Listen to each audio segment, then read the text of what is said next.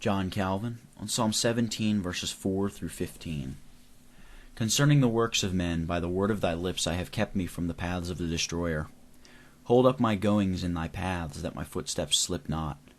I have called upon thee, for thou wilt hear me, O God. Incline thine ear unto me, and hear my speech. Show thy marvellous lovingkindness, O thou that savest by thy right hand them which put their trust in thee from those that rise up against them. Keep me as the apple of the eye. Hide me under the shadow of thy wings. From the wicked that oppress me, from my deadly enemies who compass me about. They are inclosed in their own fat, with their mouth they speak proudly. They have now compassed us in our steps, and have set their eyes bowing down to the earth. Like as a lion that is greedy of his prey, and as it were a young lion lurking in secret places. Arise, O Lord, disappoint him, cast him down. Deliver my soul from the wicked, which is thy sword. From men which are thy hand, O Lord, men of the world, which have their portion in this life, and whose belly thou fillest with thy hid treasure. They are full of children, and leave the rest of their substance to their babes.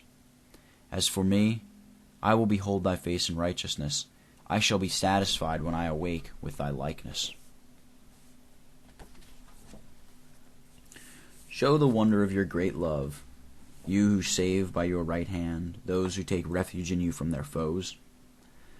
David, perceiving that he could only be delivered from the perilous circumstances in which he was placed by singular and extraordinary means, betakes himself to the wonderful or miraculous power of God.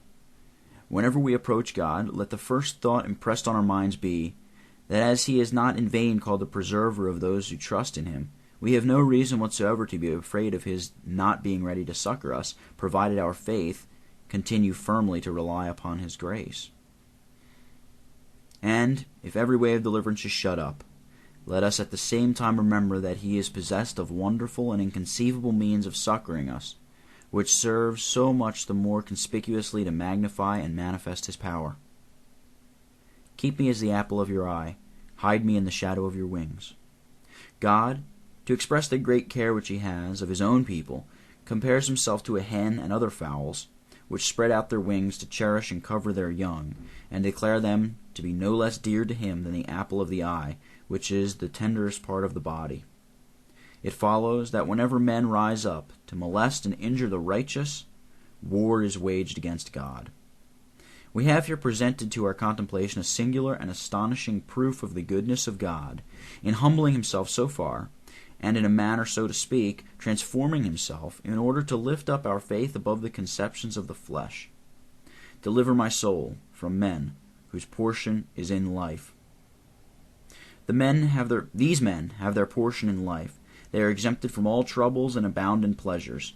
In short, they do not experience the common condition of other men. David, therefore, intimates that it is not a reasonable thing that the ungodly should be permitted to gad about in joy and gaiety without having any fear of death, and to claim for themselves, as if by hereditary right, a peaceful and happy life.